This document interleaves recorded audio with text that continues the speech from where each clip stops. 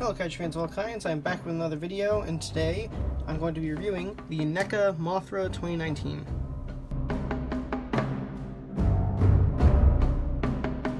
This version of Mothra appeared in the new movie, Godzilla King of the Monsters, which, by the way, I haven't said my thoughts about it on YouTube, I don't think yet, but I loved Godzilla King of the Monsters. It was awesome. That's as far I'm going to go into it now, because, this is a review of the movie. Let's review the figure. Now, before we actually get to the figure, I'm going to look at the box. By the way, as you can tell, this is a different setup than usual. It's on another corner of my room right next to the window, because I was like, you know what? I got this little table cleaned off recently, so might as well get an area with much better lighting than before. So I'm going to try this one out for like a couple reviews, see if I like it. But here we have the box. I really like the box on this. It's got the same gray and blue theme that all the merchandise has been having, including Jakks Pacific. But as you can see here, we got Monsterverse and Monarch logo there. They actually use concept art of Mothra on the front. Looks really awesome. Godzilla King of the Monsters, Mothra. On the side here, we got 65th anniversary, Godzilla 1954, 2019, King of the Monsters. Wingspan measures 12.5 inches wide. Articulated wings. Includes display base with support rod. Other side, just the same stuff really, except we actually have a bio here. I'll let you read that. Pause it if you want to read that. And then we get a little picture of Mothra there. Mothra there.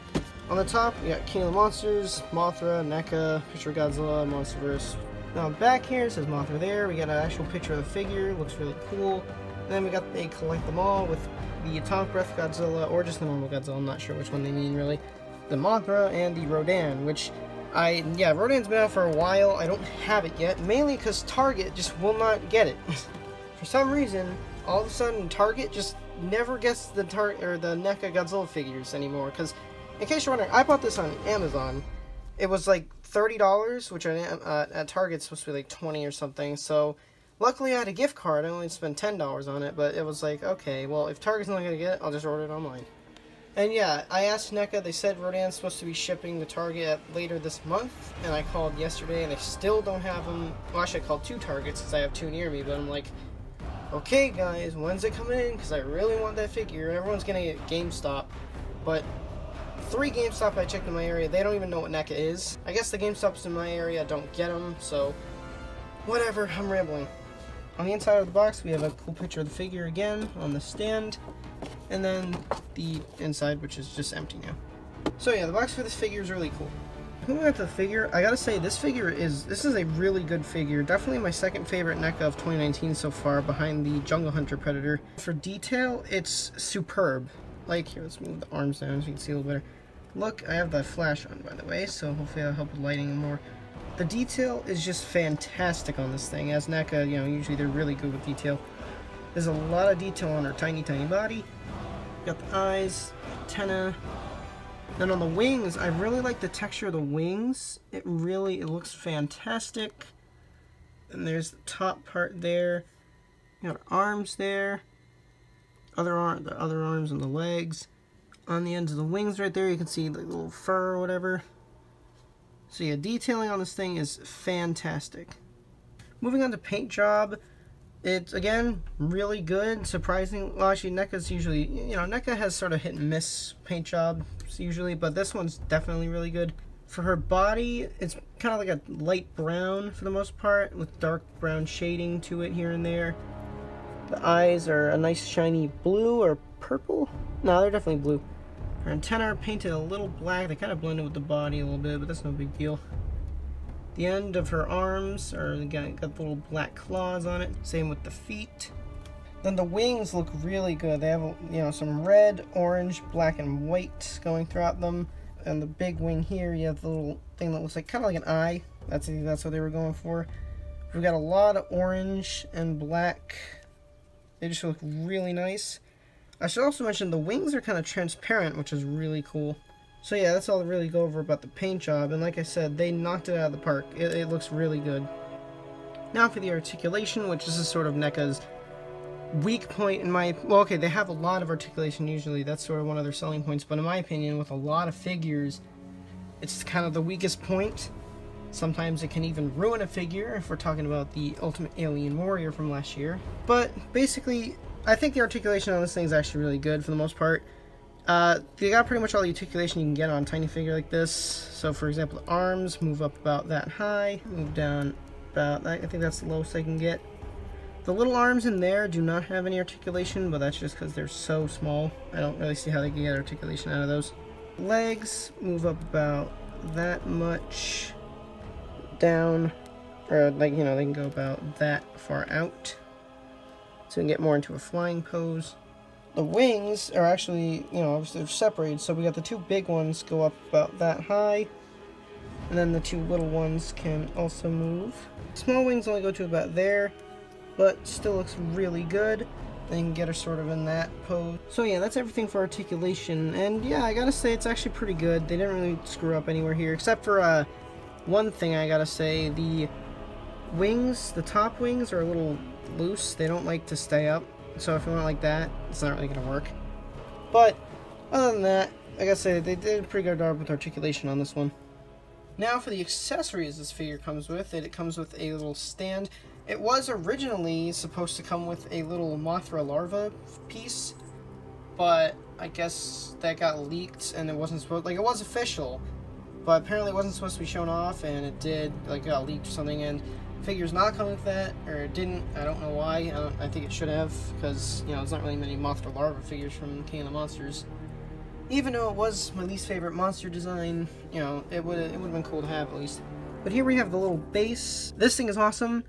I wish Monsters would give us stands like this nowadays. But we have a little, I don't know what this is really. It's, well, okay, this is her cocoon. But even though you never get to see it in the movie, because it was behind a waterfall. But it has a really cool little, I don't know, I guess it's not a building, I'm not really sure what it is, some sort of monarch outpost or something. And then the cocoon itself, which is all opened, has sort of a blue and black tint to it. It actually looks really cool. I like it a lot. Now the stand itself, I don't really like. Here we have the stand itself for the figure. It's not very good. As you can see right there, it's very small, which yeah, it's a small figure, but I'll show you why I don't really like it. So, to put it in, all you do is just stick it in that hole right there. Make sure, I usually have this little peg facing frontwards. And it goes in nice and snug like that. So yeah, the stand itself looks fine, but I'll go over why it's not very good. Okay, so to put Mothra on her stand, you have to, it goes pretty much, it doesn't clip in or anything, it just kind of lies down on it like that. Which, yeah, it looks fine right now, but don't try getting her any poses or anything while she's up there, because, like I said, she just sort of bounces, it's like a balancing act almost, and she just balances on it, which, as you can see, the slightest touch will knock her off. So I gotta say, I mean, it holds okay. If you just leave it like that, you don't touch it, it's fine. But I think they should have done something better to really get her to hold on, because if that thing falls, you might as well just say goodbye, because the wings are definitely gonna snap. So yeah, the stand, like I said, looks fine. Like, as this piece right here looks great. I just think they should have done something a little more interesting with the stand to help her stay on it better. So size comparison is going to be a little interesting because I kept her on her stand. But what we have here are the other two Mothra 2019 figures so far, with the Jakks Pacific figure and the Bandai Movie Monster Series one. The Neca is definitely the best Mothra figure we have right now, probably until the Monster House one comes out, but I don't know. I gotta say the Bandai one's definitely the worst, so, but we'll get to that when I continue my Movie Monster Series figures. Here we have a compare next to two Bandai vinyl figures with my newest figure, the Bandai Bachelor Larva, and the Bandai Rodan 2004. Here we have them compare next to two other articulated figures with the SH Monsters Godzilla 1964 Emerged version, and of course the NECA Godzilla 2014. Gotta say, out of the two NECAs for King of the Monsters so far, I think obviously Mothra definitely like blows Godzilla out of the water. The Godzilla one's alright, it just suffers from very horrible paint, not really good articulation, and yeah, that's kind of about it. It's just kind of an underwhelming figure. But anyways, that concludes my review for the NECA Mothra 2019. If you don't have this figure already, definitely get it. If you want a Mothra 2019 figure, definitely get it. It's definitely the best one so far, and it's affordable. Don't get a New Break Comics though, because they'll probably charge like 40 or 30 bucks for it, which is not worth it. If you can check out Target, see if they're there.